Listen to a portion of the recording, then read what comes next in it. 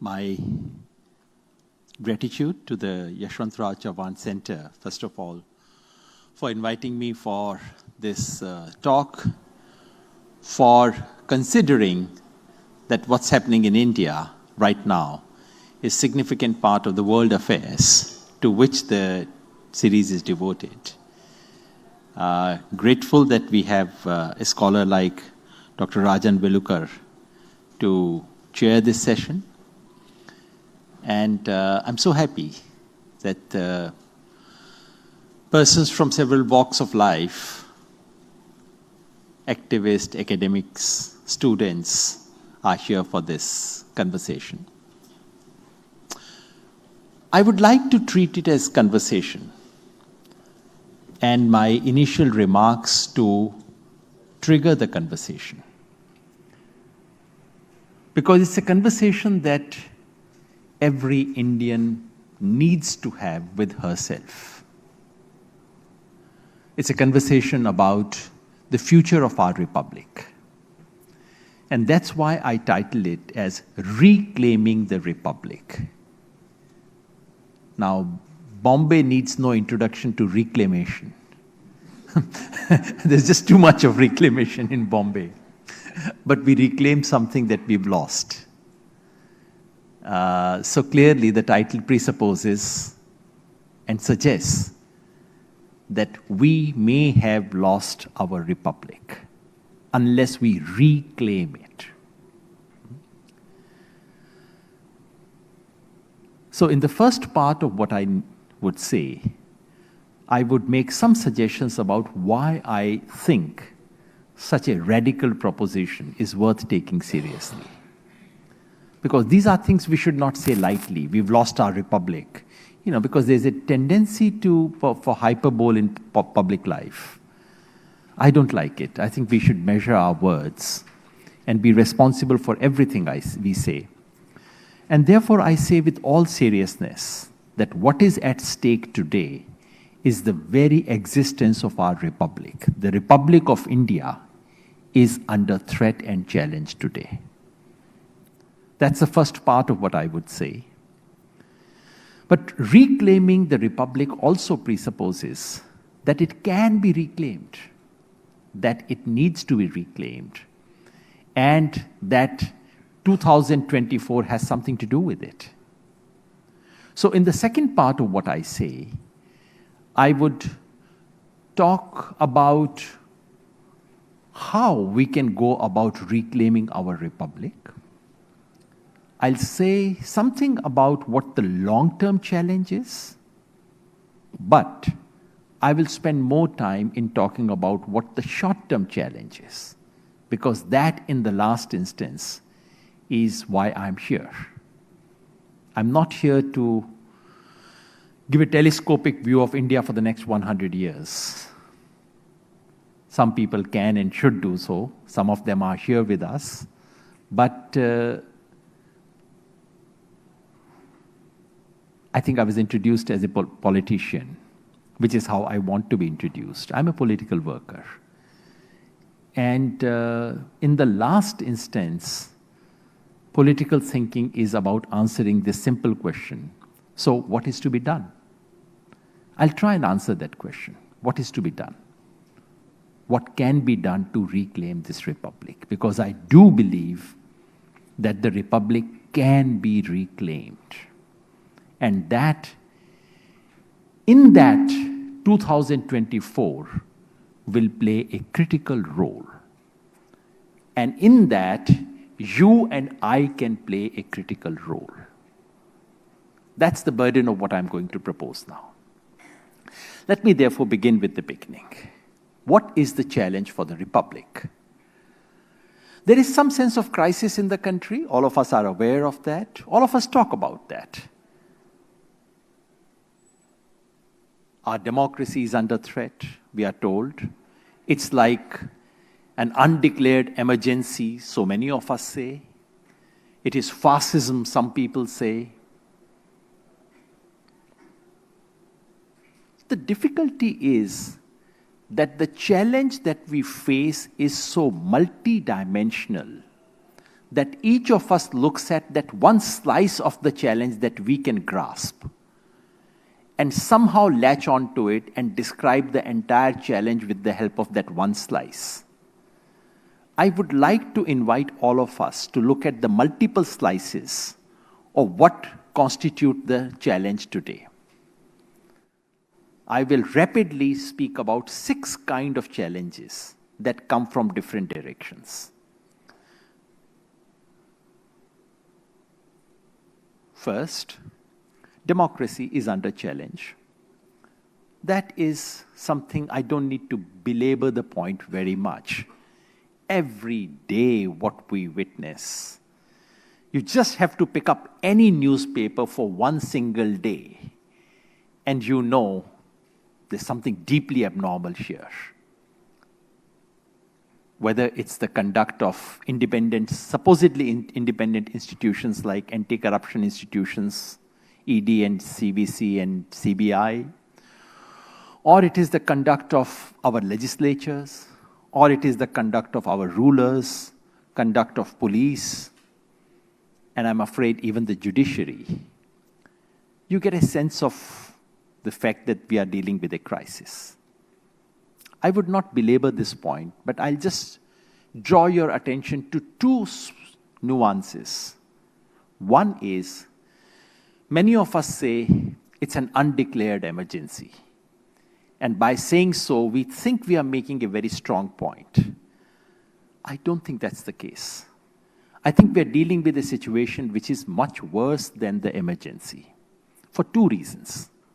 One is that emergency was declared as a response to what was proposed to us as an extraordinary situation. Whether it was extraordinary or not is a different matter. But those who imposed emergency in this country, Mrs. Gandhi, she said, here's an extraordinary situation, and for a limited time, we are imposing measures A, B, C, D.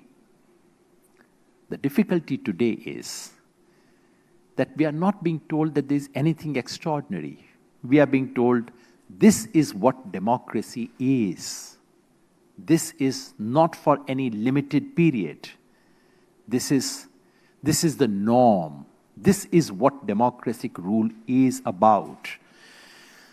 That if there is an election, the ED will get after opposition leaders. This is the norm. This is normal. What's extraordinary, unusual about it? That if you protest against the government, you would find yourself in jail under some charge or the other. That if you run a media house which is critical of the government, you will be shut down or just bought. That's the norm. That is the difference between the parallel emergency and today. In emergency, we were being told that there was an extraordinary situation for a limited period of time. What we are being told today is, this is not finite, this is infinite. This is not extraordinary, this is ordinary. And that's the most dreadful part of what we are dealing with. Our constitution has practically been suspended, and we are being told this is the norm. The second nuance that we need to notice about democracy is this, that many of us here, or if you go on a television channel, you have a debate, they would say, but there's no emergency, nothing has been declared, that elections are taking place in this country, elections take place regularly. What are you saying? What's the challenge to democracy? Please remember that 21st century model of killing democracy is different from the 20th century model of killing democracy. In 20th century, the model for murdering democracy was straightforward. Someone with a army uniform would walk up to radio station, we didn't have television those days, and say, human rights suspended, martial law from tomorrow, censorship from the day after. That was the 20th century model. 20th century was very crude. In 21st century, we have smart models for everything, not just for telephones. We have smart models for murdering democracy as well. There's actually a book on this, and there are now more than one books, but there are books about it, about how to kill democracies. And the 21st century model, incidentally, that book is not about India. The book draws mainly from Russia, from Turkey, from Hungary. And what we witness in India is absolutely a replica of that. The model for killing democracy is that those who murder democracy do it in the name of democracy. Those who murder democracy evoke the people all the time. And those who destroy democracy ensure that elections are held very regularly. Please remember, Vladimir Putin holds elections regularly. Elections will be held. Some people in enthusiasm say, if BJP wins in 24, we won't have elections anymore. No, that's not true. You will have elections because that's a 21st century model. 21st century model of dictatorship is to hold regular elections and to have predictable outcomes. That is what we are witnessing.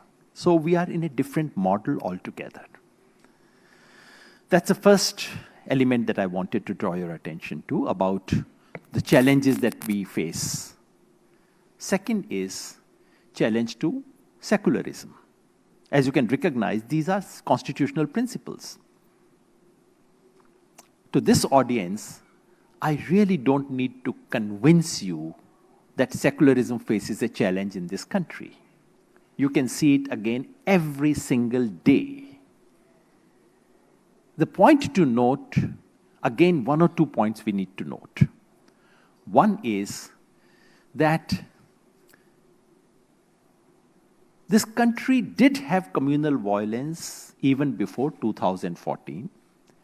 We had not once, but several very heinous instances, 1984, 2002, many instances of this kind.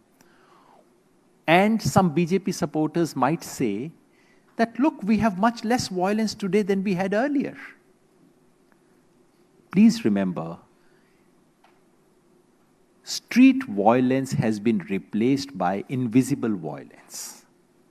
You don't need that kind of violence anymore because a certain symbolic and absolutely routinized violence has been put in place. Now, most of us, I fear that happens even to me once in a while. You have one more news about lynching and you just pass over. Acha, ek aur ho gaya. Because it's so routinized now. This is so violence has been routinized. Violence has been invisibilized. And for the first time, legally, constitutionally, we have created 2 tiers of citizenship in this country. The Citizenship Amendment Act was all about instituting 2 classes of citizens, first class and second class citizens. CAA may not have been implemented through rules right now, but for all practical purposes, almost in every police station of this country, irrespective of the party that rules, if you go and say your name is Anish, you will get one treatment. If you go and say your name is Anwar, you would get another treatment. So for all practical purposes, 2 tiers of citizenship have already been instituted in the country. That is secularism. Third challenge is to the idea of federalism. Now, federalism is not a word used in our constitution, but when Supreme Court sat down to decide what is the basic structure of our constitution, they could not but mention federalism as one of those key components. We are union of states. This country is not meant to be administered from Delhi. It has to respect the autonomy of the states. What we are witnessing in the last 10 years is systematic altering of the constitutional balance, increasingly in favor of the center in every single thing. Once again, you could say it's not unprecedented. I do remember, and many people sitting here would recall, that in 1980s, the Congress party did use its powers to put the state governments on a lower pedestal. There were assaults on elected state government in 1980s as well. What we have today is something of a different order altogether. Because what we have is, for the first time, a systematic attempt to alter the constitutional balance. Many constitutionalists would say that Indian federalism was already skewed in favor of the center. What we now have is a very decisive attempt to change the balance of power, almost entirely in favor of the central government. The manner in which the GST has been implemented, that leaves the state governments actually utterly powerless. They have all the responsibilities and very little money that they can generate at their discretion to be able to handle that. And this entire scheme of one nation, one election, which is being proposed as an electoral reform, has nothing to do with electoral reforms. It is about changing the federal structure of the country. It is basically to redress a problem that the ruling party faces. The problem they face is that while they win at the central elections, they don't manage to win the state elections. So what's the solution? Tag them together. Hold the central elections, and with that, try and pull the state elections as well. So it is about one nation, one election, one party, one leader. That is basically the recipe. That is the full formula that's being enacted in the country. So we have challenge to the idea of federalism. Fourth, and I'll go over quickly because I know this can get too much, but I just want us to remember all the multiple dimensions of the challenge that we face. Fourth is the idea of socialism in our constitution, which has been observed in breach every single day.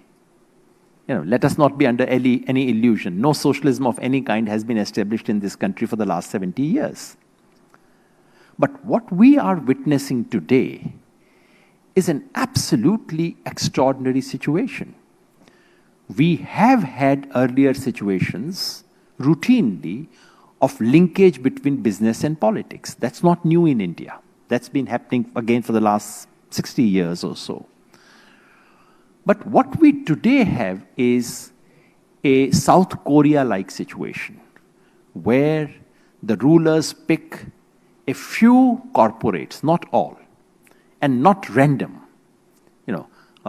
Politicians being supported by businessmen at the local level is one kind of situation. But the state power deciding to pick corporate house X, Y, and Z, and then saying they will be our ambassadors to the world. They will lead a certain kind of economic development, and all the resources will be diverted to them. This is unusual. This has never happened in the country. And therefore, we must pay very careful attention to the Adani saga that's playing out. It's not merely about one more scandal of corruption. I think we have a new model of corruption altogether. And therefore, calling it Modani makes perfect sense. Because it is a different kind of partnership that we have not witnessed in the past. It's not, businessmen making a lot of money and then trying to influence politics, again, is not new. The important thing about Mr. Adani and his empire is that actually not too many of us can remember having bought anything produced by Mr. Adani. About other business houses, you can remember. You bought some things that they produced. You bought it, they earned profit from them, and so on. Mr. Adani's empire is not about selling. His empire is about buying. It's a very different kind of empire. And all those things have less to do with consumer and more to do with the government. Almost all those acquisitions are driven by the government. Almost all those involve element of cronyism. And not merely inside the country. Thanks to Sri Lanka, now we know that this is that's what is being pushed outside the country as well. In Sri Lanka, the chair of the electricity board, when confronted by the parliamentary committee, he actually admitted in a parliamentary committee hearing that yes, I got a phone call from the president's office to say that Mr. Adani should be given a contract because the president's office had received a call from the Prime Minister of India that Mr. Adani should be given this contract in Sri Lanka.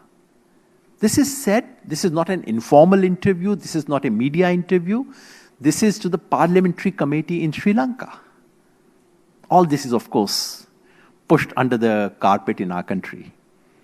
But, so what we are witnessing is a very different, it's not merely business and politics. It's not merely the rise of inequality, though the rise of inequality is extremely sharp. The economists measure it with something called the Gini index. The kind of rise of Gini index that India has witnessed in the last 10, 15 years is absolutely staggering. And if you simply were to look at Mr. Adani's wealth and how it jumped the day we had the beginning of lockdown, Mr. Adani's total wealth was 66,000 crore rupees. And within 2 years, while everyone in this country lost income or wealth, Mr. Adani somehow managed to increase it by 14 times. This is not a joke. We are witnessing something very unusual in this country. So that's the fourth challenge that I spoke about. Fifth is connected to it, which is about ecology. India has not been a great example of ecological sustenance. But over the last between early 80s and 2010s, a modicum of environmental laws and rules were framed to somehow slow down or at least do some elementary protection of the ecology and environment. In the last 10 years, not only have these been disregarded in practice, but even the formal apparatus, formal rules have been changed in order to allow for open plunder and destruction of ecology, whether it's coastline or or forests or land acquisition, whichever. This is just complete brazen growth-only model that's being initiated. And sixth and finally is social justice, which is our constitutional promise, which is what we have witnessed in the last 70 years. Again, a certain minimal architecture of a frame of social justice has been put in place, with reservations being one component and there being many other components. What we have seen in the last 10 years is a chipping away at this architecture one by one, whether it is in the name of EWS or in the name of single point roster or whatever that is called, or by way of changing rules about promotions, and above all, through very robust resistance to the idea of caste census. I know caste census can trigger all kinds of debates, and I would be very happy to answer questions on that. Allow me to skip it and just say that what we are witnessing right now is actually an erosion of the social justice framework which has come into being, and an attempt to bring the Varnashram system from the back door. So I've just listed 6 elements of the crisis that we face. If we put all those 6 together, how do we describe it? What is the challenge? To say that it's challenge to democracy is true but inadequate. To say that it's challenge to social justice or secularism is true but inadequate. Putting it all together, I say that this is dismantling of our republic. Because I make a distinction between democracy and republic, and which is not a classic political science distinction. In political science, we were simply told a place that does not have a monarch is republic. That's a trite distinction. That's not a serious distinction. By that distinction, England is monarchy, we are republic. But there's something deeper about republic. Republic presupposes a political community which has shared values, and which has instituted an institutional structure, rules of the game that we agree upon. These 3 things put together make for a republic. What we have today is dismantling of this. All these 6 things that I mentioned actually amount to dismantling of the republic. Those of us who read European history would remember that in France, they used to say First Republic, Second Republic, Third Republic. We keep hearing about these things. So in a sense, what's happening is that the First Republic of India that was inaugurated in 1950 is close to an end. That is what we face today. It is dismantling of the republic, which is a much deeper threat than simply the dismantling of democracy. And that's why I think this moment really requires deep reflection and gathering of energies of the entire country. Because when the republic faces a threat, and if you look at the world history, wherever countries, democracies, republics have faced a serious, deep threat, then most of the existing institutions are of no use. You have a small problem, you go to police. You have a bigger problem, you go to government. You have an even bigger problem, you go to parliament. But when you have foundational problems of this kind, police, government, parliament, and even judiciary is of no use. I'm not casting aspersions on the judiciary. All I'm saying is that if you look at history, when foundational crises come, judiciary is unable to stand up to protect the Constitution. So who would protect the Constitution? In the last instance, republics are defended by the public. That is the only way in history people come onto the streets. This happened in Bangladesh, this happened in Nepal, this happened, I don't want to give the French examples and others. Look at our neighbors, we need to learn from our neighbors once in a while. Bangladesh, Nepal, Pakistan, Sri Lanka. When public came onto streets, this is when they could defend the Constitution and republic, as and when they could. We are standing at that moment in our history.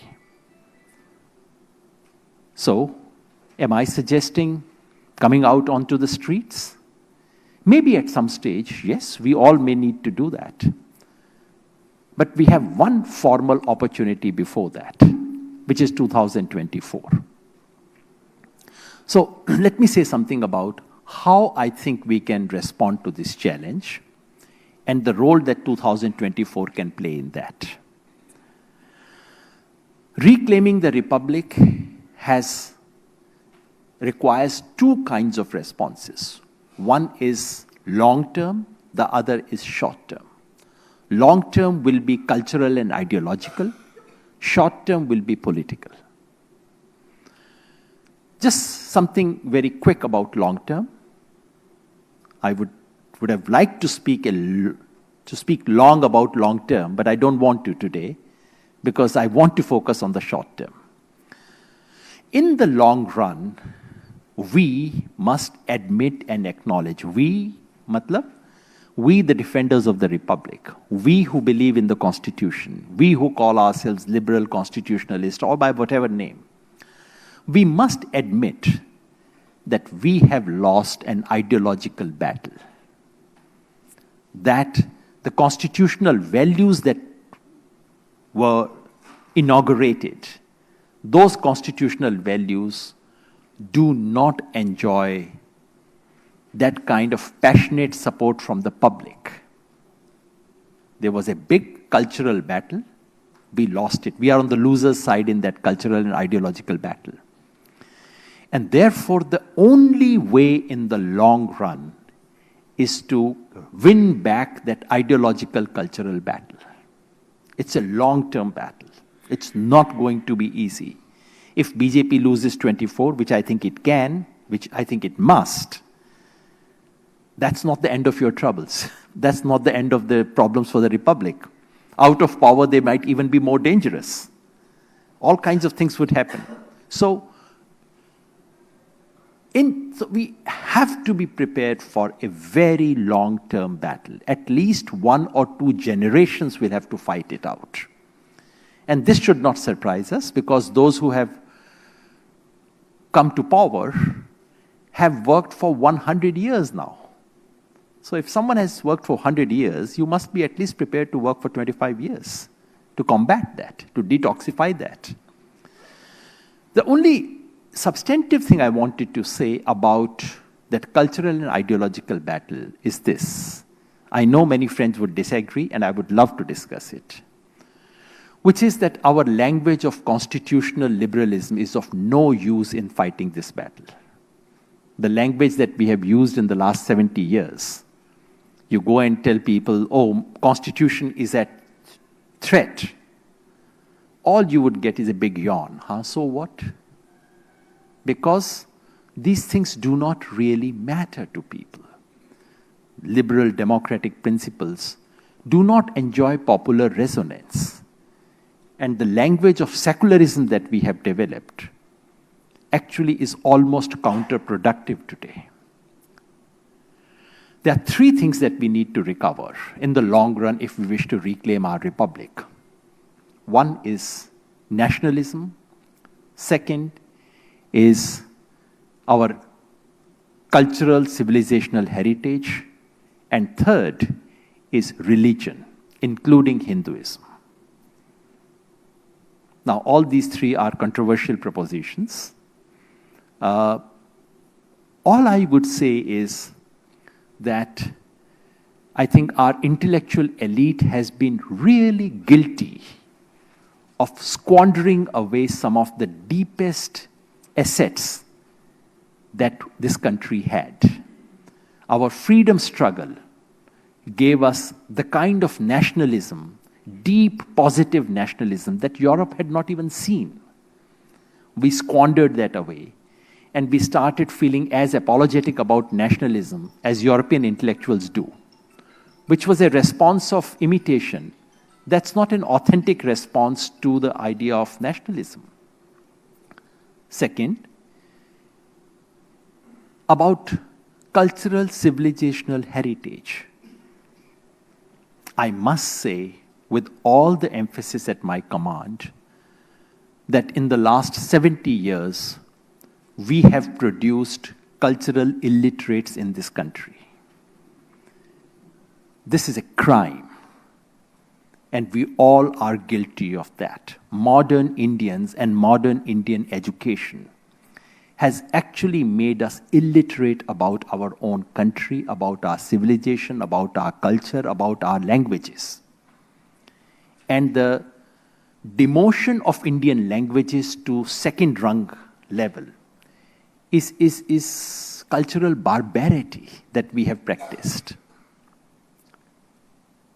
And third, our indifference to religion and this secular arrogance that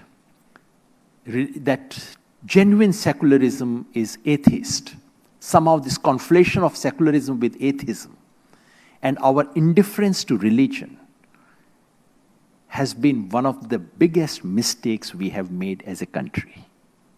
We, matlab, not the country, that is to say, the political and cultural and intellectual elite of this country.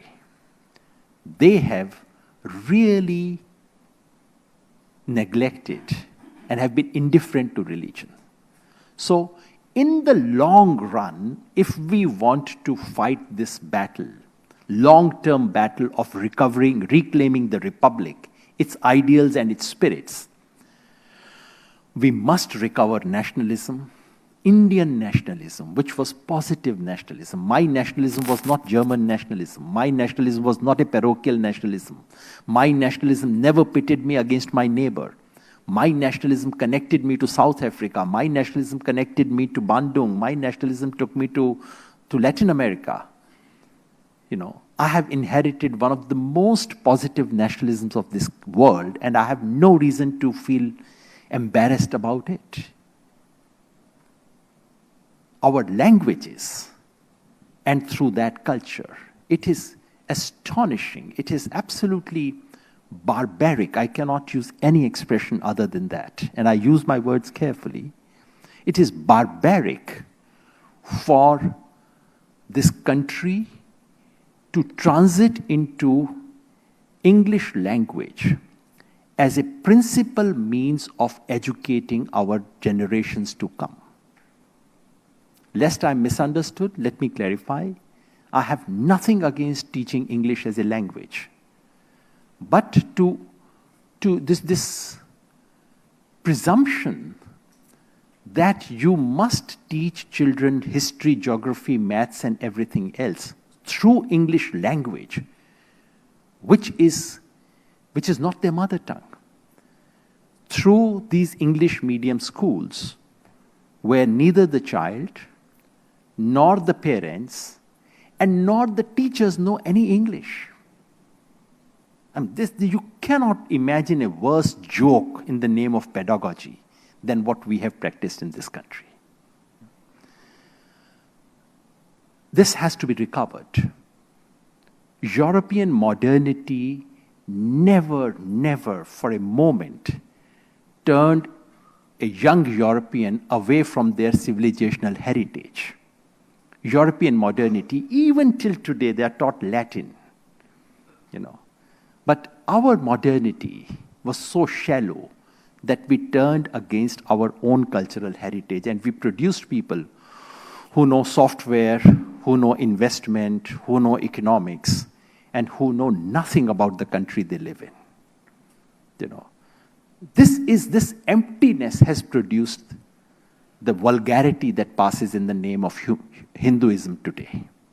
This Hindutva, this vulgarity, we are responsible for producing that vulgarity.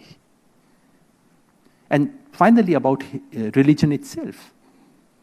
I'm encouraged that Rajni is here, and she has over the years educated us about this issue.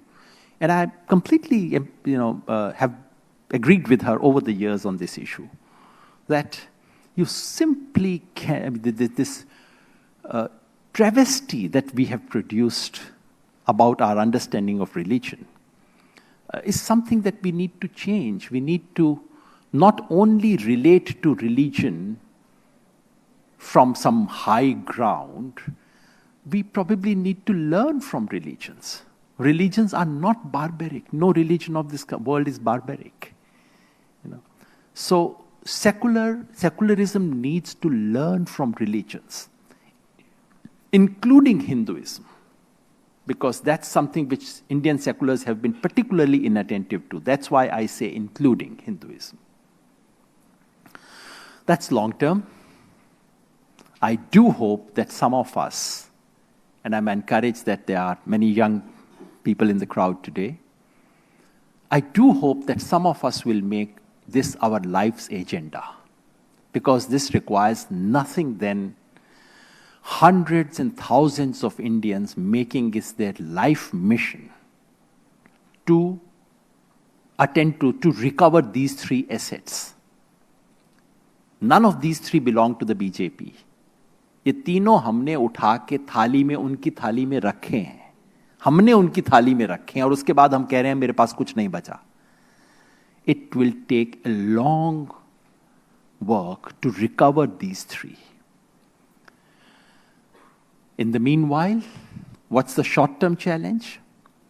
The short-term challenge is 2024. As I said, Republic in the last instance will be saved by the public.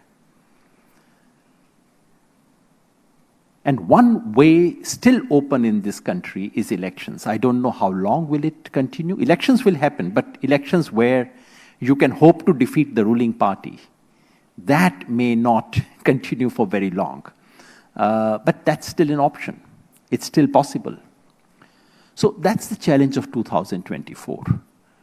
Please remember, 2024 is not an election to Parliament of India. It is an election to the Constituent Assembly of India.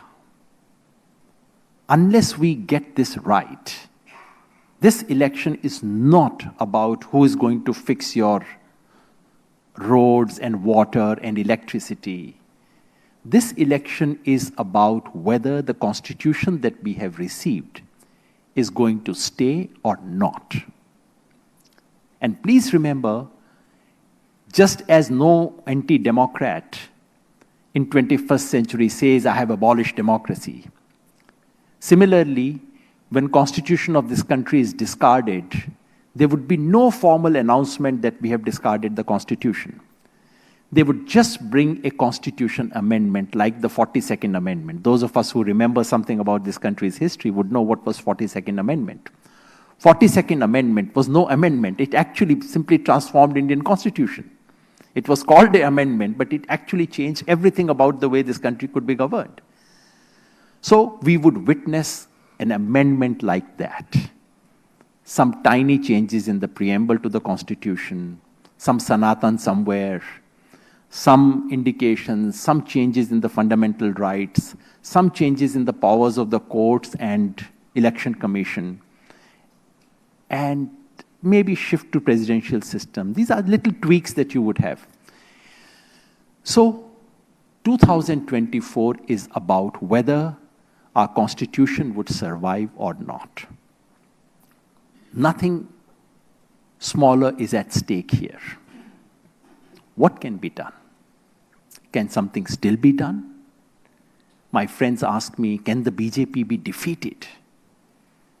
Because somehow BJP's grand success is its psychological victory, that it can induce a walkover before the match begins. That's basically the power of psychological games, that you concede it before the match begins. That's what BJP's propaganda is all about right now. If for a moment, and that's why, and especially those of us who live in somewhat upper class surroundings, which all of us do, let's not deceive ourselves. Those who call middle class are actually the upper class of this country. And because we are surrounded so much by BJP and Mr. Modi cult, that we somehow start believing that that's all over the country. That's not the case. So, for a minute, I would want all of us to just set that aside and do an elementary calculation. I'm not normally into, please don't think I'm doing my old stuff, psephology. I've given it up for good, and I'm very happy that I don't do that anymore.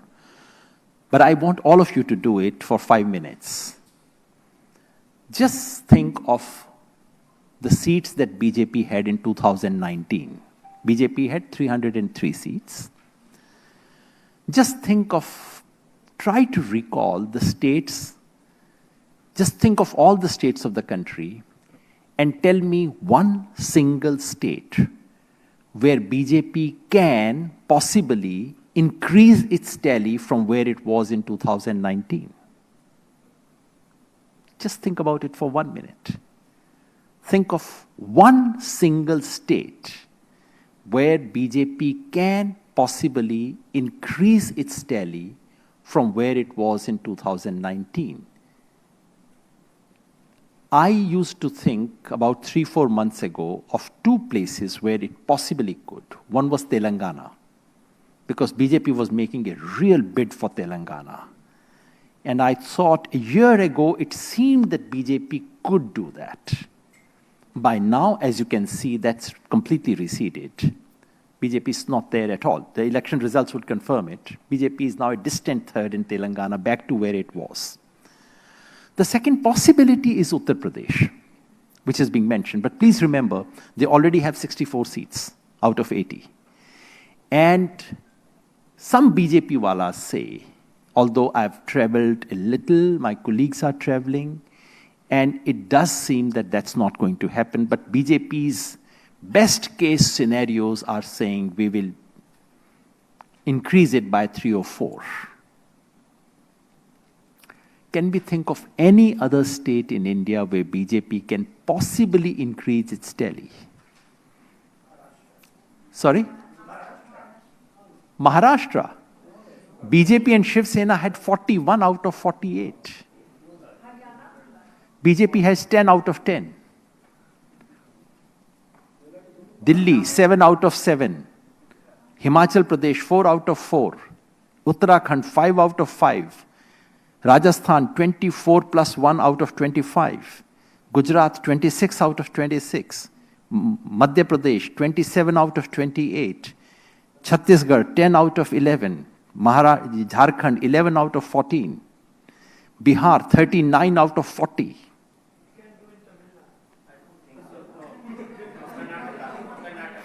Karnataka, they have 25 out of 28. I'm glad we did that bit. I'm glad we thought about it. I hope I've made my point. BJP has hit a saturation point. Now, so assuming that maybe Uttar Pradesh, a few seats, maybe some other state, 1 or 2 seats, but there simply isn't space for BJP to go up further. Now let's ask the second question. Are there places where we think BJP is likely to go down? Maharashtra, Karnataka. I don't hear Bihar. Bihar, they had 39 out of 40 seats. West Bengal, I would take seriously because BJP has 18 out of 42 in West Bengal. And currently, no one is willing to even take a ticket from BJP. They may improve slightly, but there's no way. That the 18 scenario is simply over. BJP is doing very poorly in Bengal right now. So, Bengal, Bihar, Maharashtra, Karnataka.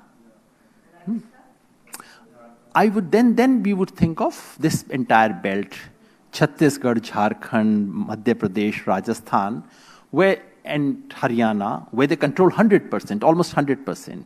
So there has to be some loss. We don't know the extent of losses, but we initially talked about places where they're bound to lose. And then there are places where they would leak a bit.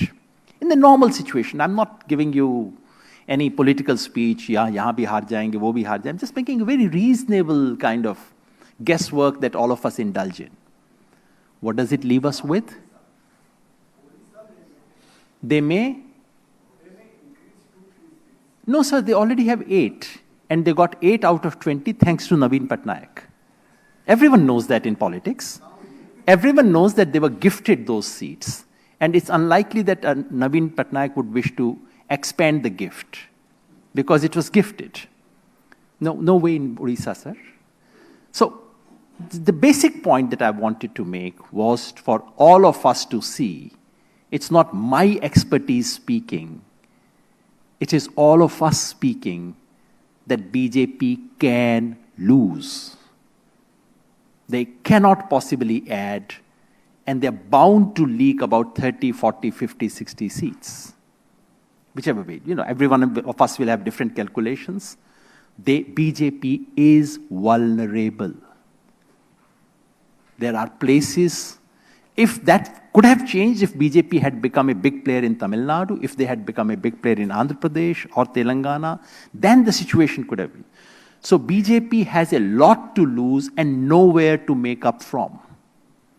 So if this hall was full of people who were BJP sympathizers, which is not the case, but if it was the case, all of us in this hall would be very worried.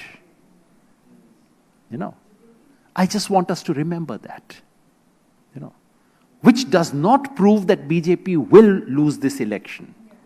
It does not prove that. All it shows is that BJP can lose. There's nothing providential here. BJP is not sitting on some hill out there from which it cannot be brought down. It is extremely vulnerable, and the vulnerability stems from the fact that there are about 350 seats in the parliament, from which BJP needs to win 250. Because in the remaining 190, BJP gets only 25 seats. That structural thing has not changed yet. So BJP faces a structural deficit, which it hasn't overcome yet. So, for everyone's benefit, BJP can lose. It does not require any huge earthquake. It does not require providence. It doesn't require divine intervention. In normal course of things, they can lose. Will they lose? Two things here. One is there an alternative? Is the alternative attractive? A year ago, you would have said there is no alternative at all. After Uttar Pradesh election, everyone said, अब तो 29 की बात कीजिए, अब तो खत्म है ना? Bharat Jodo Yatra changed the mood. And not only for Congress party, not only for Rahul Gandhi, I think it changed the country's mood. And then the formation of India coalition has put a semblance of an alternative. We do not yet know how attractive the alternative would be. We do not know how effective and robust that alternative would be. But there is semblance of an alternative. 6 months ago, we were told, ये तो एक साथ कमरे में नहीं बैठ सकते. वो बैठ भी गए, उन्होंने एक नाम भी बना लिया अपना. Something has changed. There is a semblance of an alternative. Is that sufficient? No. That is necessary, but not sufficient. What do we need? This coalition called India has to go beyond seat adjustments. Because merely seat adjustment, just India coalition partners entering into seat adjustment with each other would give them barely 10 or 15 extra seats. Because wherever seat adjustments were required were already in place even before India coalition came into being. The real strength of India coalition is not in seat adjustment. It is in being able to offer a new dream to this country, offer better hope to this country, present a new agenda to this country, which they haven't done so far. And second, and even more important than that, the efficacy of India coalition lies in its ability to launch ground struggles. I keep saying, Sansad se unchi hai sadak. Or parliamentary coalitions are all right, they're useful, they're okay. But unless you find them walking on the street on one issue, the issue could be unemployment, could be inflation, could be Adani, and why not Adani? Pick one issue, go to street. That hasn't yet happened. But if that happens, and it must happen quickly, if that happens, suddenly the political equations of the country can change because there's enormous unease, enormous disaffection, which is not turning into anger because people don't see quite a clear outlet. So that's about what India coalition can and should do. Finally, I must say something about what you and I can do. Because reclaiming the republic is not the responsibility only of those political parties. It's your and my responsibility as well. Allow me to say, it's your and my responsibility first. Political parties will have their arithmetic. They would have their own share of compulsions, as they are called. But you and I do not suffer from those compulsions. Please remember, BJP wins elections not because BJP's own strength is substantially bigger than the combined strength of opposition parties. If BJP wins in Northwest India, it is because there is a larger concentric circle around the BJP, which is called the Sangha Parivar. They bring in large number of volunteers, they bring in energies, they bring in ideas, they bring in legitimacy. This is what gives BJP the strength that the party does not have. In itself, India coalition can take on the BJP. But with that bigger circle, they can't. So the question is, where would that bigger circle come from for the opposition parties? Where is that larger concentric circle?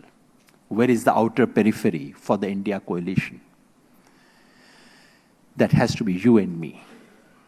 This is our historic responsibility. Today, all of us, every one of us who can see what is at stake. Those who can't see, can't see. But those of us who can see what is at stake at this moment in history, we have absolutely no option if we are sincere, if we are honest to ourselves, if we are honest to our children, to our next generation. We have no option except to jump in, except to come and say, okay, this is the moment. In 1942, I was not born.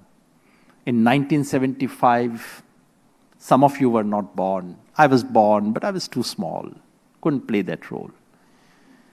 Thanks to Modi ji, we have an opportunity of doing something for history, being relevant, being able to tell our grandchildren that we did something that mattered, that made a difference in this country. What can we do? We can bring in the energy of the wider movement sector. I can assure you, I've been walking in this country, like many other friends, I've been around this country. This country does not have dearth of energy to take on the BJP. This country does not lack activists, does not lack ideas, does not lack energy, does not lack resources to take on the BJP and the RSS put together.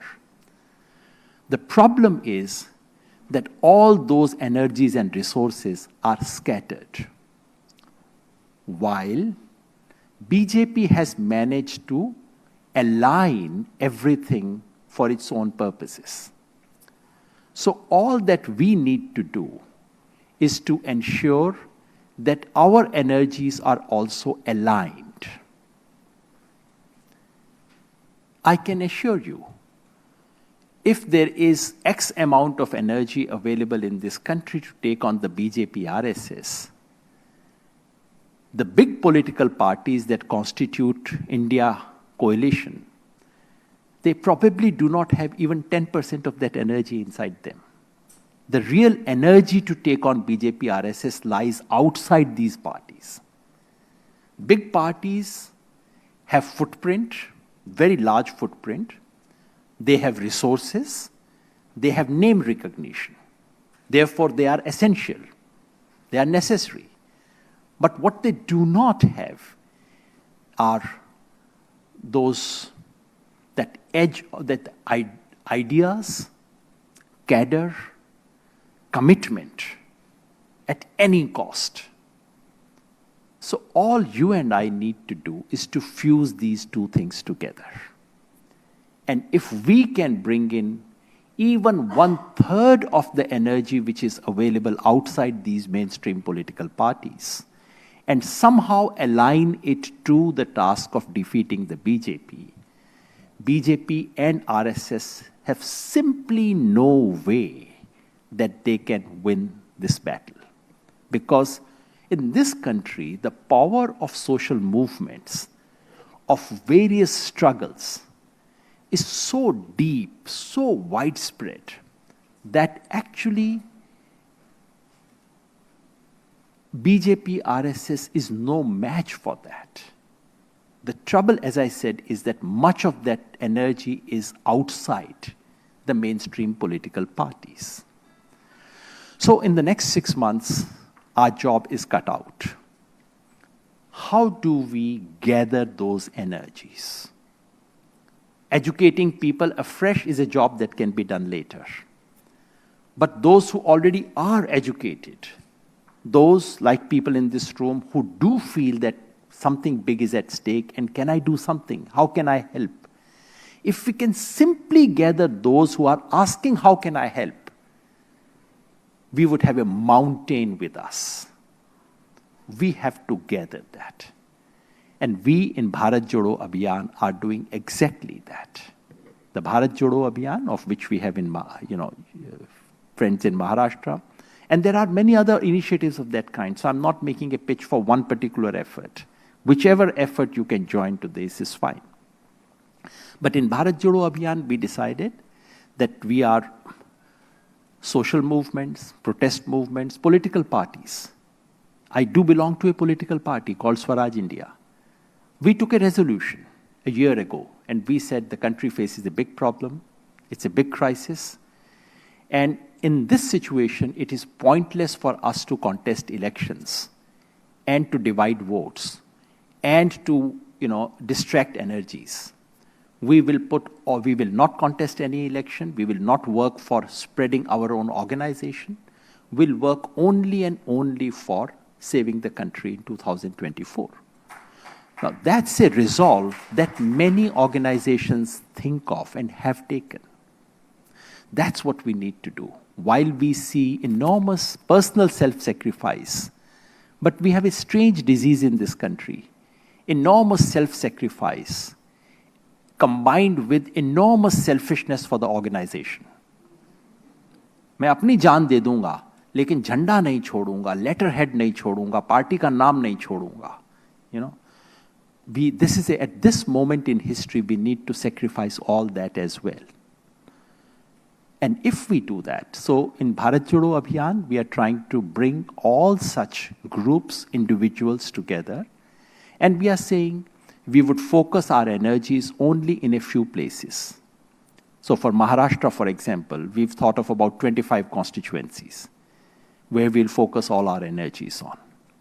In Madhya Pradesh, we may end up picking only 15 out of 28. So we are focusing our attention on a few places which are marginal constituencies, which can go either way. And those who are not working in those constituencies, the other thing that we would do is to work on communication, because so much of BJP's strength lies in the propaganda machine. We are dealing with one of the perhaps the biggest propaganda machine in human history. So the second part of our effort is to create a communication army. If they have a troll army, we want to create a truth army to take on that troll army. These are two things. So there's a ground force and there's an air force, as it were. The air force that would combat communication, and the ground force which will work on selective constituencies and work there. These are the two means through which we want to work. Other movements, other organizations are also working towards that. And as I said, whichever banner works best for you, please go for that. Doesn't matter, as long as it contributes to that big effort. Can we succeed? is a question many friends ask. सब कुछ कर लेंगे लेकिन जीत सकते हैं क्या? BJP को हरा सकते हैं क्या? I have just one thing to say on that,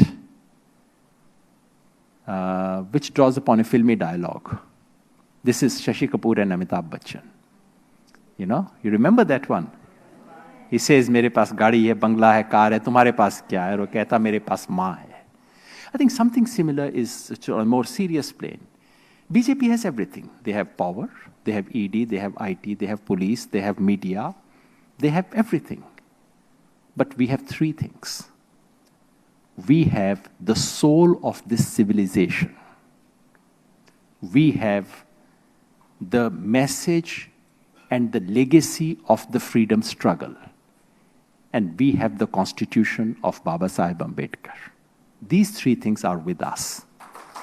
And with this, we shall win. Thank you very much.